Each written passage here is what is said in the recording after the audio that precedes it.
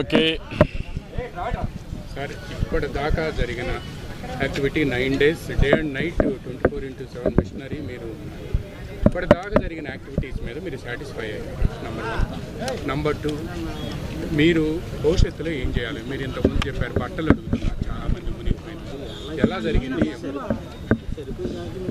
అందరికీ నమస్కారాలు.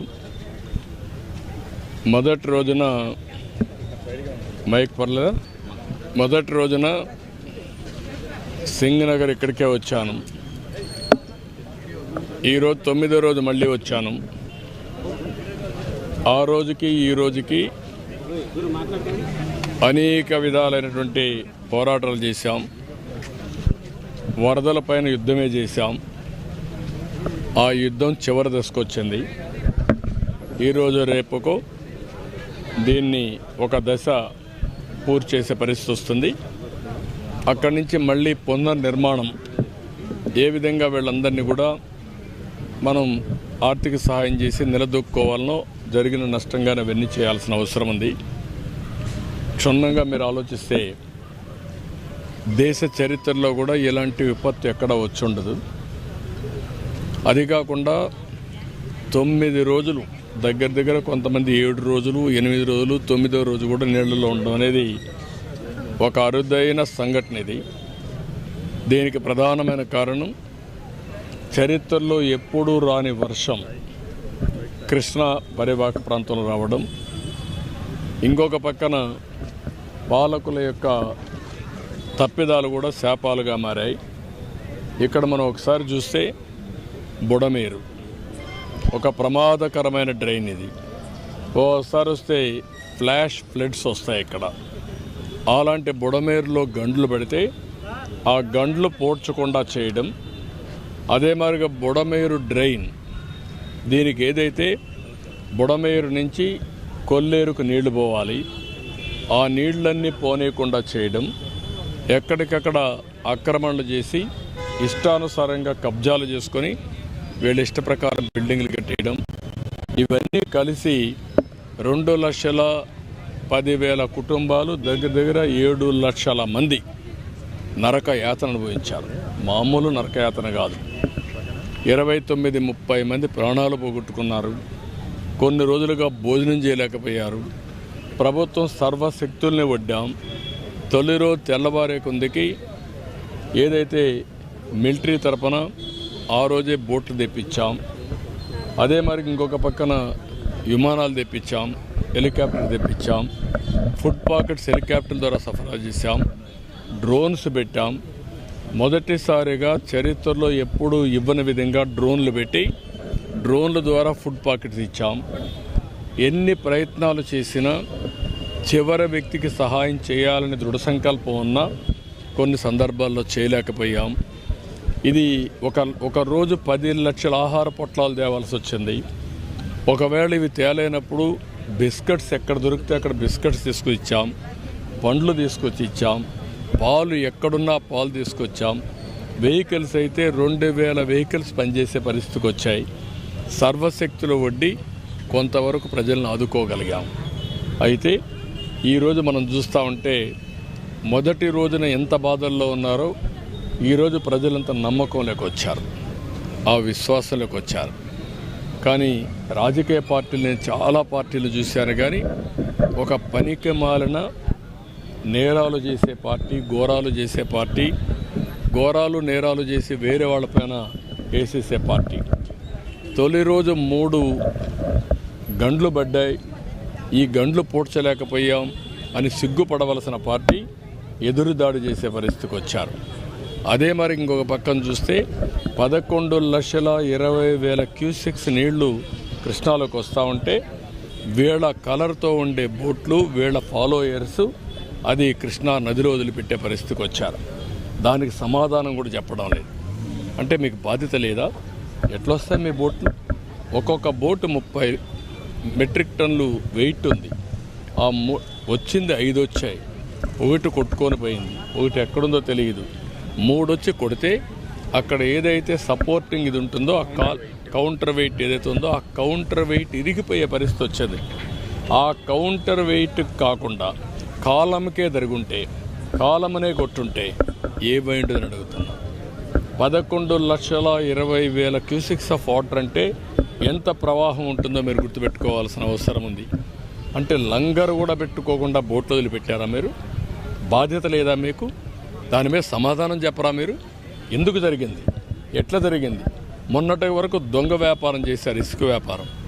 అలాంటి దొంగ వ్యాపారం చేయించిన బోట్లు ఈరోజు ప్రజాద్రోహంతో ఒక ప్రాజెక్ట్ మీద పంపించే పరిస్థితికి వస్తారా మీరు? దాని మీద సమాధానం లేదు. ప్రతిరోజు విషం జిమ్మే పరిస్థితికి వచ్చారు. ఏది ఏమైనా నాకు ఒక బాధ్యత ఉంది. నాకు ఒక పక్కన 7 లక్షల మంది కళ్ళ ముద్ర కనపడుస్తున్నారు. వాళ్ళ కష్టాలు కనపడుస్తున్నాయి. వాళ్ళల్లో ఉండే మానసిక ఆందోళన, వాళ్ళ కుటుంబం పట్ల వాళ్ళకుండే భద్రత పట్ల నాకు ఎప్పటికప్పుడు కన్సర్న్ చూపించే పరిస్థితికి వచ్చాం. ఇప్పుడే నేను చెప్పాను, నా జీవితంలో ఎప్పుడూ చూడని సంఘటనలు చూశాను. నేను కూడా ఒక్కొక్క స్టేజ్లో నిస్సహాయతతో ఉన్నాను. ఓ రోజు నేను ఆలోచించాను, ఫుడ్ ఎంత అవుతుందో బాధలేదు, ఎక్కడున్నా తీసుకురండి, ఎన్ని వెహికల్స్ అయినా పర్వాలేదు, మీరు మొత్తం వాలంటీర్స్ వ్యవస్థ అందరినీ, వాలంటీర్లు కానీ సచివాలయం కానీ ఉద్యోగస్తులు మొత్తాన్ని పంపించండి. ఒకవేళ అప్పటికి కూడా కాకపోతే కొంతమందిని టెంపరీగా పెట్టుకోండి, మనం డబ్బులు ఇస్తాం, కానీ లాస్ట్ మైల్కి వెళ్ళాలి. ఎన్ని బోట్లు అవసరమైతే అన్ని బోట్లు పెడదాం, లేకపోతే ఏ విధంగా చేయగలుగుతారో అన్ని విధాలు చేయమని చెప్పాను. అయితే ఎంత చేసినా కూడా నేను కూడా తిరిగితే తప్ప నాకు ఫస్ట్ హ్యాండ్ ఇన్ఫర్మేషన్ రాదని 9 రోజుల నుంచి ఫీల్డ్లో ఉన్నా. ఫీల్డ్లో ఉండి నాకు వచ్చిన సమాచారం అంతా పెట్టుకుని మళ్ళా వ్యవస్థల్ని ఏ విధంగా బలపరచాలి, వ్యవస్థల్ని ఏ విధంగా బలోపేతం చేయాలి అనే విషయాలు శ్రద్ధ పెట్టాను. చేసి ఈ రోజుకి ఒక కంట్రోల్లోకి వచ్చింది, ఒక సాటిస్ఫాక్షన్ వచ్చింది.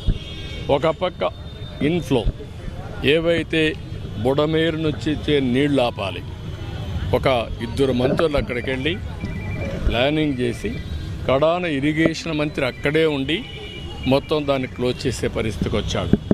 ఇంకో పక్క అవుట్ఫ్లో నేనే తిరిగి అవుట్ఫ్లోలో అంతా చూసి మా ప్రభుత్వ యంత్రాంగాన్ని అప్రమత్తం చేసి అవసరమైతే ప్రత్యేకంగా కొన్ని ప్రొక్లైన్స్ పెట్టి అవన్నీ క్లీన్ చేయించాం. దాంతో అవుట్ఫ్లో వాటర్ పోయింది, ఇన్ఫ్లో కంట్రోల్ చేశాం. ఈరోజు నీళ్ళన్నీ కూడా పోయే పరిస్థితికి వచ్చి రాత్రికో రేపో మొత్తం నీళ్ళన్నీ కూడా బెయిల్అవుట్ చేసే పరిస్థితికి వస్తున్నాం. అయితే ప్రతి ఒక్కరి ఇంటికి ఒక విషాదమైన సంఘటన. ఇప్పుడు ఎవరు కోలుకోలేదు, నవ్వుతున్నారు.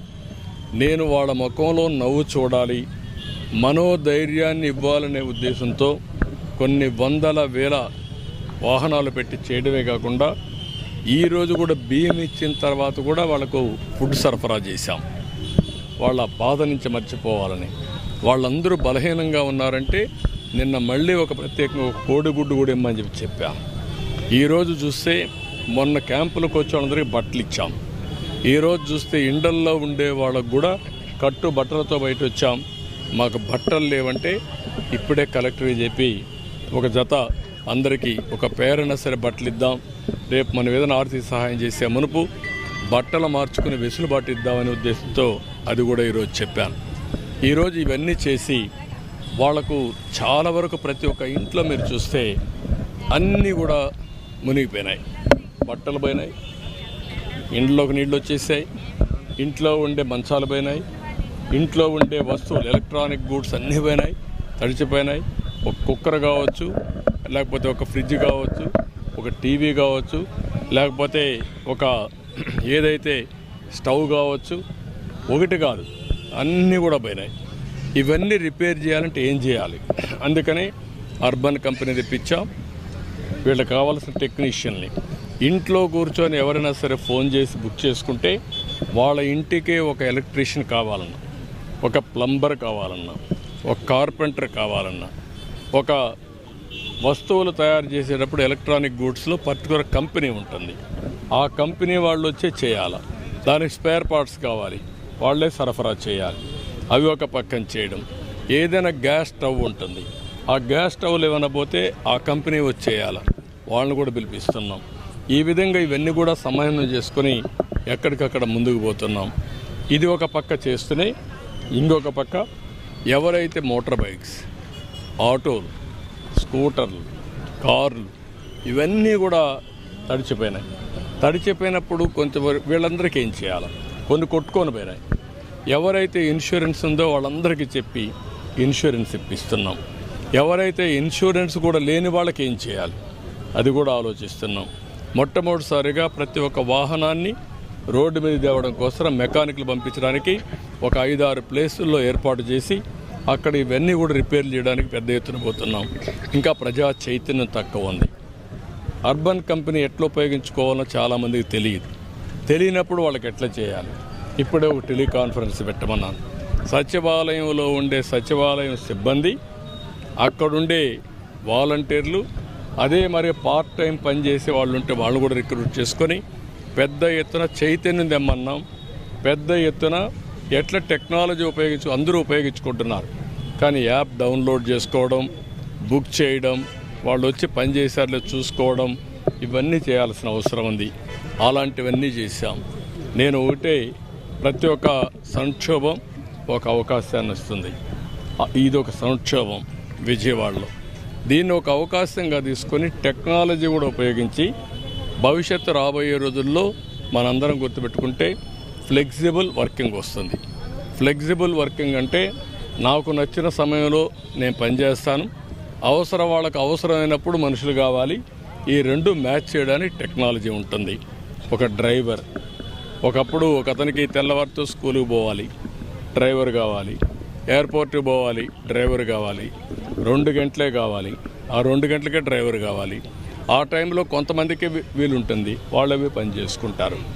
అదే మరి ఒక వీళ్ళే కాకుండా ఇంట్లో కూర్చొని పని చేయడానికి ఒక ఆడబిడ్డ పని చేస్తుంది, వంట చేస్తుంది, చేసిన తర్వాత కొంచెం టైం ఉంటుంది.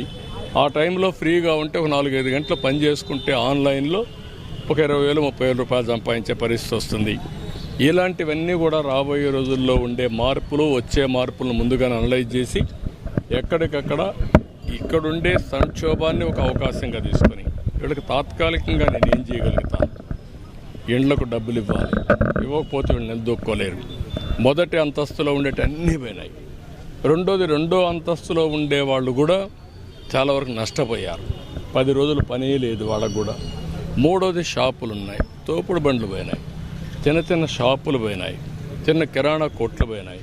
ఇంకా అనేక ఎలక్ట్రికల్ షాపు కానీ, ఎలక్ట్రానిక్ షాపు కానీ, జిరాక్స్ మిషన్లు పెట్టుకున్న వాళ్ళు కానీ, చిన్న పెద్ద అందరూ పోయారు. అవన్నీ ఎన్యూమరేట్ చేయమన్నాం. మళ్ళా లోన్ ఇప్పించాలి, వడ్డీ లేని రుణాలు కానీ, రుణాలు వాళ్ళ భారం తగ్గించి ఏం చేయాలని అది కూడా చేయాలి. ప్రతి ఒకటి ఆలోచిస్తున్నా. పూర్తిగా ప్రభుత్వమే అన్నీ చేయలేం, కానీ నిలదొక్కుకోవడానికి ఏం చేయాలనో అన్ని విధాల సహాయం చేయడానికి ఈ ప్రభుత్వం ఆలోచిస్తున్నాం. ఈ కార్యక్రమాలన్నీ చేయడం కోసం ముమ్మరంగా ఎప్పటికప్పుడు అనలైజ్ చేస్తున్నాం. ఇప్పటికే మీరు ఎప్పుడూ చూడని విధంగా డ్రోన్స్ ఉపయోగించాం. డ్రోన్స్ ఇన్ని విధాలు ఉపయోగించాలని ఎవరు ఊహించుండరు.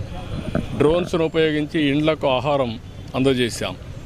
మామూలుగా మా వాళ్ళందరూ ఈ వరదల్లో దిగలాకి ఇసిరేస్తూ ఉంటే, కాదు మన డ్రోన్స్ పెట్టి మిద్ది పైన వాళ్ళకి నేరుగా అందజేస్తే నేరుగా తీసుకోగలుగుతారని చెప్పి ఇచ్చాం.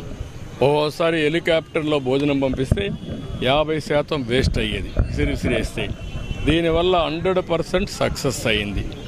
రెండో పక్కన మీరు చూస్తే అదే డ్రోన్స్ని పంపించి ఎక్కడెక్కడ చెత్త ఉందో అవన్నీ కూడా రికార్డ్ చేశాం, అవన్నీ పంపించాం. ఇదే డ్రోన్స్ను పంపించి ఎక్కడెక్కడ డ్రైన్స్ అన్నీ బ్లాక్ అయిపోయిందో అవన్నీ తెప్పించి అవన్నీ క్లియర్ చేయించాం. ఇదే డ్రోన్స్ను పంపించి 15 మంది చేసే పని బ్లీచింగ్ కానీ అవన్నీ కూడా డ్రోన్ చేసే పరిస్థితికి వచ్చింది. ఒక వినూత్నమైన పద్ధతిలో డ్రోన్స్ ఉపయోగించాం. దీనివల్ల కూడా చాలా వరకు వెసులుబాటు వచ్చింది. హెలికాప్టర్లు ఉపయోగించాం, ఎన్డీఆర్ఎఫ్ను ఉపయోగించాం. కడాన ఆర్మీలో ఉండే ఇంజనీరింగ్ డిపార్ట్మెంట్ వాళ్ళు కూడా పిలిపించాం గంటలు పూడ్చడానికి. అనేక ప్రయత్నాలు చేసి ముందుకు పోతున్నాం. ఇప్పుడు ఎన్యూమరేషన్ జరుగుతూ ఉంది. ఇది జరిగిన తర్వాత ఏ విధంగా అందరికీ న్యాయం చేయాలో చేసి అక్కడి నుంచి మళ్ళీ ఎప్పటికప్పుడు దీన్ని సమీక్ష చేసుకుంటూ వీళ్ళకు ఒక డైరెక్షన్ ఇచ్చి అన్ని విధాలా వీళ్ళ బాధలు తగ్గించడానికి, మళ్ళా మెరుగైన జీవితాన్ని గడపడానికి ఏమేమి చేయాలనో అవన్నీ చేపిస్తాం. ఇది తిరగని ప్రాంతం లేదు, తిరగని లైన్ లేదు. ఇన్నిసార్లు తిరిగారు అంటే సాటిస్ఫాక్షన్ లెవెల్ సార్ అంటే ఒక కష్టంలో ఉన్నప్పుడు సమస్య జటిలమైనప్పుడు ఆ జటిలమైన సమస్యను పరిష్కారం చేస్తూనే దాని ఫలితాలు కూడా అధ్యయనం చేసుకొని మళ్ళా మార్పులు చేర్పులు చేసి మళ్ళా ఫాలోఅప్ చేసి తప్ప సాధ్యం కాదు. ఒకసారి ఆర్డర్ పాస్ చేస్తే అయిపోయేది కాదు. ఇది కాంప్లికేటెడ్ సమస్య. మీరు ఒకసారి చూశారు, నేను ఒక పక్క గండ్లు పూడ్చే కార్యక్రమం అప్పచెప్పాం. వాళ్ళు ఏం చేస్తున్నారు నిమిషం చూశాను. టౌన్లో ఎంత వాటర్ ఉందో నేను అధ్యయనం చేశాను.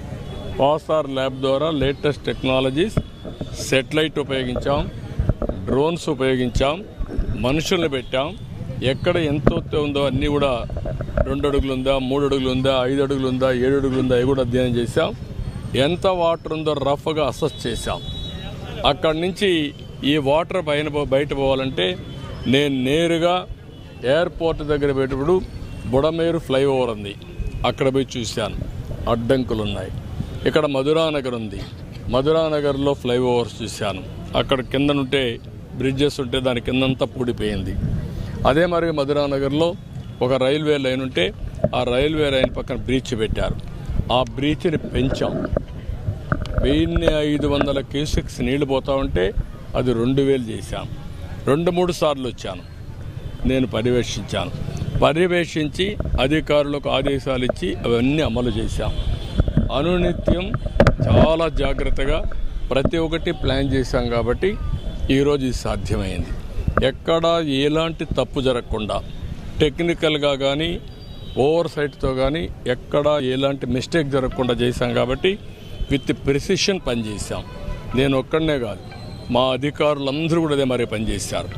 ఎప్పుడూ లేని విధంగా 4-5 అడుగుల నీళ్ళల్లో బురదలో తిరిగారు. అందుకనే ఈరోజు ప్రజలకు కూడా ఒక నమ్మకం కల్పించింది మొత్తం ప్రభుత్వ వ్యవస్థ మొత్తం. ఇలాంటి కార్యక్రమాలు చేయాలంటే ఎప్పుడు కూడా కొన్ని సమస్యలకి ఈజీ పరిష్కారాలు ఉండవు, సులభమైన పరిష్కార మార్గాలు ఉండవు.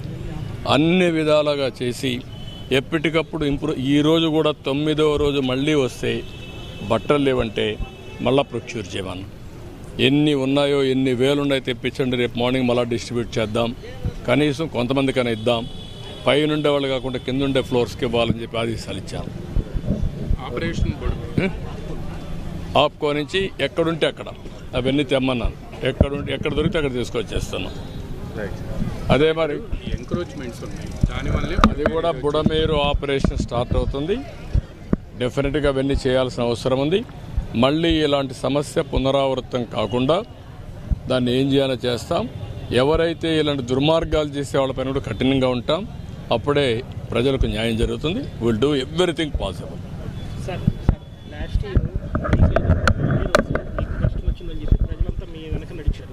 ఏడాది తర్వాత ప్రజలకు కష్టం వచ్చిందని మీరు ప్రజల వెంట అంటున్నారు. ఈ 2 పరిణామాలు సందర్భాలు ఎలా చూస్తారు? అంటే ఆ రోజు ఈరోజు 2 ఒకసారి మీరు అధ్యయనం చేస్తే ఎగ్జాక్ట్గా 1 సంవత్సరం ముందు నా మీద ఎలాంటి ఆధారాలు లేకపోయినా తప్పుడు కేసులు పెట్టి ఆ రోజు జైల్లో పెట్టే పరిస్థితికి వచ్చారు. ఆ రోజు మన రాష్ట్రంలోనే కాకుండా ప్రపంచం మొత్తం 80 కంట్రీస్ 80 దేశాల్లో నా కోసం పోరాడారు. ఆ రోజు కూడా బస్సులో ఉన్నాను. ఆ రోజు నన్ను అక్కడి నుంచి అరెస్ట్ చేశారు. ఈరోజు కూడా మళ్ళా ప్రజలకు కష్టాలు వస్తే అదే బస్సులో ఇక్కడ కలెక్టరేట్లో ఉన్నాను. డిఫరెన్స్ 2 ఒకటే, కానీ వ్యత్యాసం లేదు. కానీ ఆ రోజు ప్రజలు నా కోసం పోరాడారు, ఈరోజు ప్రజల కోసం నేను యుద్ధం చేస్తున్నా. అదే డిఫరెన్స్. బట్ ఏది ఏమైనా ఒక్కోసారి చరిత్రలో కొన్ని సంఘటనలు జరుగుతాయి. ఆ చరిత్రలో సంఘటనలు జరిగినప్పుడు మనం ఏ విధంగా స్పందిస్తామనేది చాలా ముఖ్యం. అదే తృప్తి. అందుకే ప్రజలు ఏ పేరుతో నన్ను పిలిచినా నేను పలుకుతాను, అందుబాటులో ఉంటా. వాళ్ళ జీవితాల్లో ఒకటే గుర్తుపెట్టుకోవాల్సిన అవసరం ఉంది. నాకు ఎవ్వరికి దక్కని గౌరవం ఈ రాష్ట్రంలో దక్కింది. చరిత్రలో ఏ నాయకుడికి దక్కని గౌరవం దక్కింది. ఏ నాయకుడు కష్టపడిన విధంగా కష్టపడ్డాను.